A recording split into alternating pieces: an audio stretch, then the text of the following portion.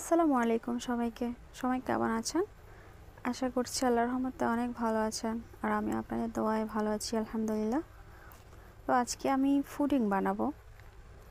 Pudding বানানোর জন্য আমি 1 কেজি দুধ নিয়েছি। 1 কেজি দুধকে আমি জাল দিয়ে অনেকটাই ঘন করে নিয়েছি।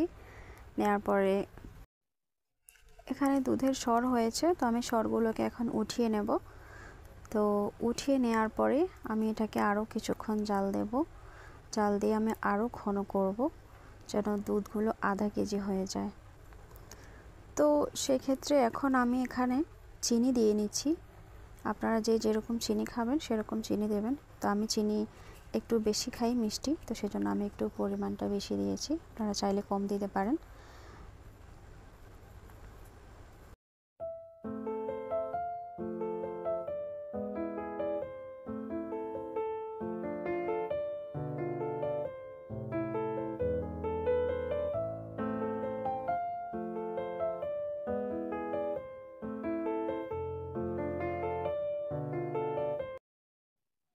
এখানে আমি ক্যারামেল তৈরি করব। তো সেটার জন্য আমি একটা পাত্রে, যে পাত্রে আমি পুডিংটা তৈরি করব, সে পাত্রে আমি একটু চিনি দিয়ে নিয়েছি। হালকা মিডিয়াম আছে আমি এটাকে কিছুক্ষণ জাল করে নেব। তো জাল করে নেওয়ার পরে এটা এই যে ক্যারামেল হয়ে গেছে। হওয়ার পরে আমি চারদিকে এটাকে ঘুরিয়ে ছিটিয়ে নিয়েছি। এখন আমি দুধগুলোকে নেড়েচেড়ে ঠান্ডা করে নিয়েছি। তো ঠান্ডা করার পরে এখন আমি এখানে 4টে ডিম ভেঙে দেব। ডিমগুলো ভেঙে আমি একদম ভালো করে গুলিয়ে নেব। ডিমগুলোকে ভালো করে গুলিয়ে আমি এগুলোকে দুধের মধ্যে দিয়ে দেব। দুধের মধ্যে দিয়ে দুধগুলোকে আমি ছেঁকে তারপরে পাত্রে দেব। তো ভালো করে এগুলোকে মিশিয়ে নিচ্ছি।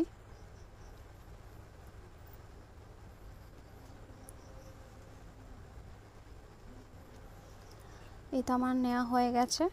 তো এখন আমি এগুলোকে পাত্রে ঢেলে দেব।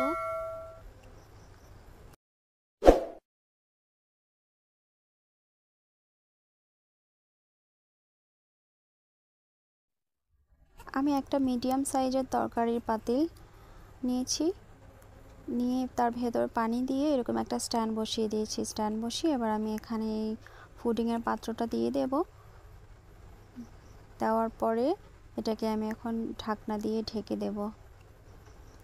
এটাতে ঢাকনা দেওয়ার পরে তার উপরে আমি আরেকটা ঢাকনা দেব পাতিলের উপরে, যেন ভেতর থেকে যেই ভাপগুলো আসবে ভাপগুলো যেন ছড়িয়ে না যায় বা বাইরে বেরোয় না। তো সেই জন্য আমি ঢাকনা দিয়ে রেখে দিয়েছি। চুলার মিডিয়াম আছে আমি এটাকে 30 মিনিট রেখেছি। 30 মিনিট পরে এখন আমি দেখব যে সেটা হয়েছে কিনা। ভেতরে দেখার জন্য আমি এরকম একটা টুথপিক নিয়েছি। তো আমি এখন দেখব যে হাতে কিছু লেগে যাচ্ছে কিনা, কিন্তু হাতে কিছুই লাগছে না। তার মানে এটা আমার সম্পূর্ণভাবে তৈরি হয়ে গেছে। তো আমি চুলার আগুন বন্ধ করে এখন আমি এটা নিচে নামিয়ে নেব। নিচে নামানোর পরে আমি এটাকে নর্মাল ফ্রিজে রেখে দেব। 5 থেকে 6 ঘন্টা নর্মাল ফ্রিজে রাখলে এটা ঠান্ডা হয়ে যাবে। তো তারপর আমি বের করে নিয়েছি। বের করার পরে এখন আমি এটাকে পাত্রে থেকে ঢেলে নেব একটা বড় ট্রের মধ্যে। নিয়ে পাত্রটাকে আমি এভাবে একটু ট্যাপ করে তারপর পাত্রটা আস্তে আস্তে উঠাবো। কিন্তু তার আগে আমি একটা কথা বলে নিচ্ছি, পুডিংটা দেখতে একটু অন্যরকম হয়েছিল, কারণ আমি আমার মেয়েকে বলেছিলাম যে তুমি একটু রাখো টেবিলের উপরে। তো ও যখন রাখতে গিয়েছিল তখন ওর হাত থেকে একটু পড়ে গিয়েছিল, পড়ে গিয়ে এটা ফেটে গেছে চারপাশে। তো সেই জন্য এরকম দেখতে ফাটা ফাটা হয়েছে। কিন্তু ফাটা হয়েছে তো কী হয়েছে, খাওয়ার স্বাদ তো একই হবে। তো যেহেতু আমি এটা কোনো গেস্টের জন্য তৈরি করিনি, ঘরে খাওয়ার জন্য, তো সেই জন্য কোনো অসুবিধা হয়নি। তো এই যে কাটার পরে আমি একটা ফ্রিজের মধ্যে নিতে চেয়েছিলাম চামচ দিয়ে, কিন্তু এটা উঠানোই যাচ্ছে না। উঠাতে গেলেই কেন যেন ভেঙে যাচ্ছে।